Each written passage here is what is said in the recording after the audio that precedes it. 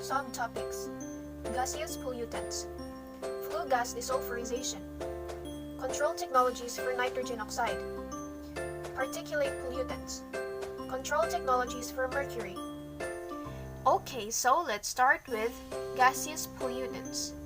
These are pollutants that are emitted directly into the air from fossil fuels such as fuel oil, gasoline, and natural gas that are burned in power plants, automobiles, and other combustion sources. Gaseous air pollutants are controlled by means of three basic techniques. First is absorption, second, adsorption, and three, combustion. And now let's talk about absorption. Absorption involves the transfer of gaseous pollutant from the air to a contacting liquid such as water. The liquid must be able either to serve as a solvent for the pollutant or to capture it by means of chemical reaction. There is a machine used for absorption in stationary sources. It is often called spray chambers or wet scrubbers. It is comprised of void cylindrical or rectangular chambers in which the gas stream is reached with liquid droplets generated by spray nozzles. A common form of spray chamber is a spray tower. As you have noticed on the picture, it is a spray tower with its corresponding parts. It is consist of an inlet, tray, deflectors, spraying layers, mist eliminator, outlet, pressure gauge, flow meter, circulating pump, draught, and liquid level. Spray tower works through neutralizing the acid-base properties of exhaust gas. When exhaust gas comes contact into the liquid, its pollutants will be transferred into the liquid and will be discharged into the atmosphere.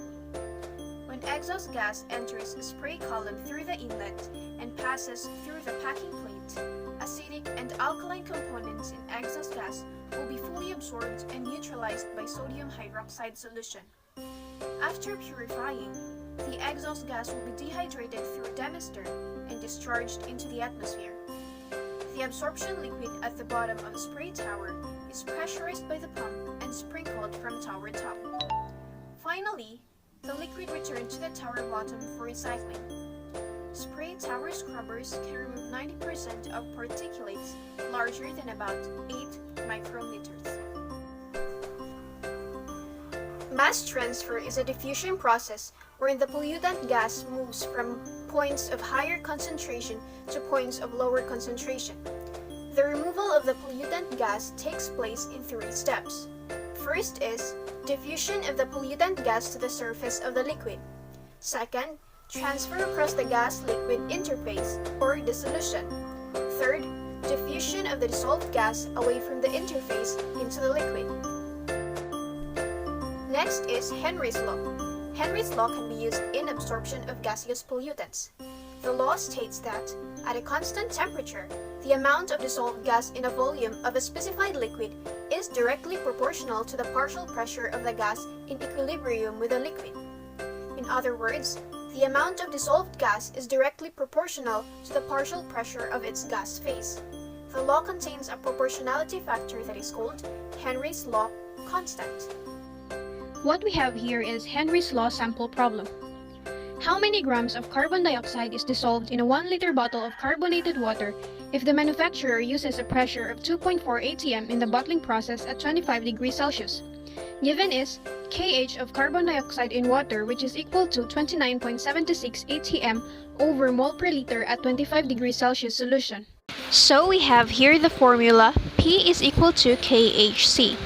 In order to find the missing value of C, we derive the formula C is equal to P over KH. We have here the value of P, which is 2.4 atm, the partial pressure of the gas above the solution, and KH, which is 29.76 atm over mole per liter, which is Henry's law's constant for the solution, and the concentration of the dissolved gas in solution, which is letter C, which is we are gonna find. Next is we're gonna substitute the values to the formula.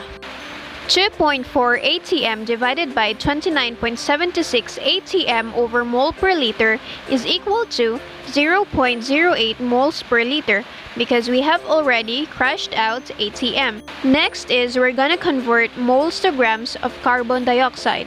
1 mole of carbon is equal to 12 and 1 mole of oxygen is equal to 16. So we have the equation 12 plus 16 times 2 is equal to 44 grams. Mole carbon dioxide times 44 grams over mole is equal to 8.06 times 10 to the negative 2 mole times 44 grams per mole is equal to 3.52 grams of carbon dioxide.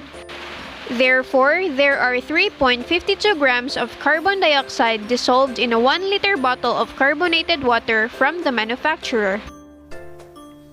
Next up is adsorption with A and D.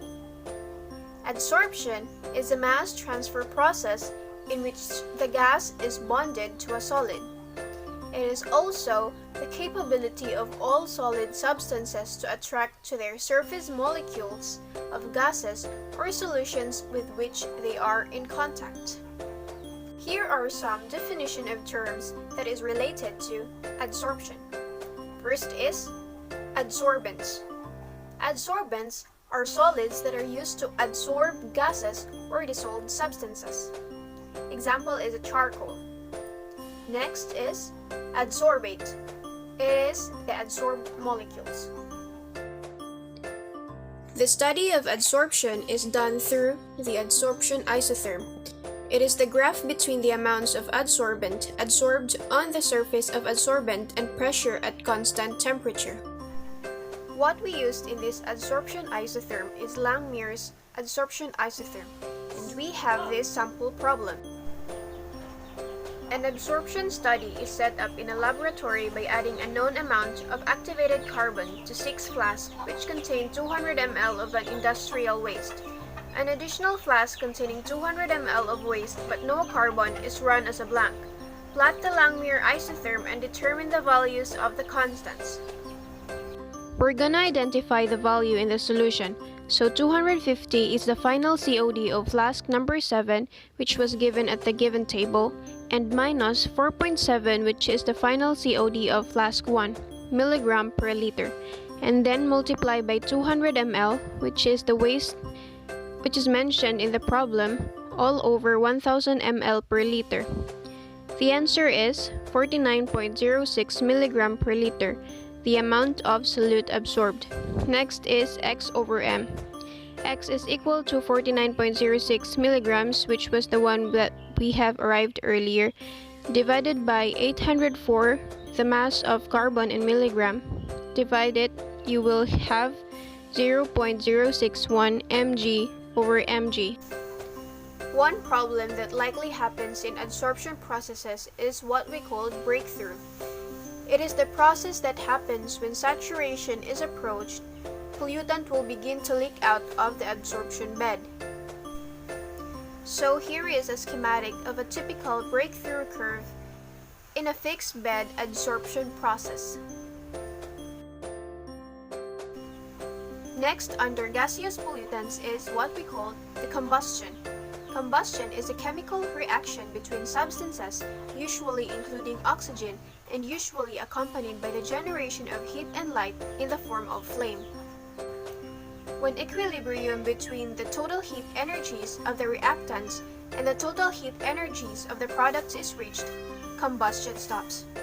One example of combustion that happens in real life is lighting a match.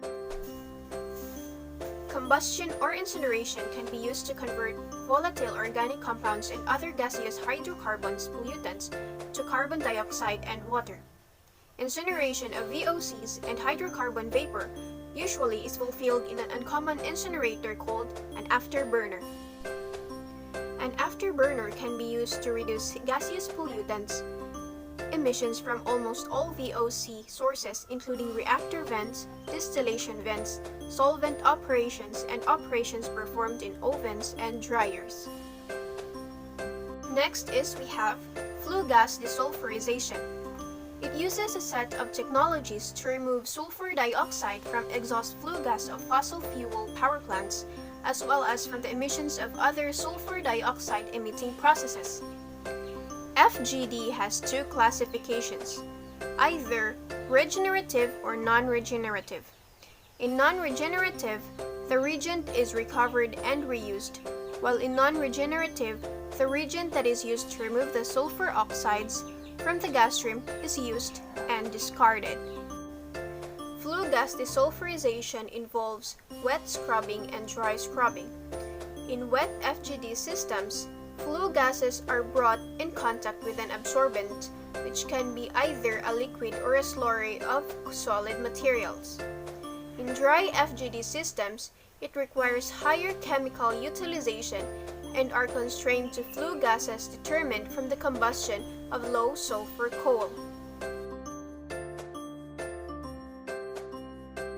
Next up, we have control technologies for nitrogen oxide. Control technologies for nitrogen oxide are grouped into two categories. First is those that prevent the formation of nitrogen oxide during the combustion process, and those that convert nitrogen oxide into nitrogen and oxygen.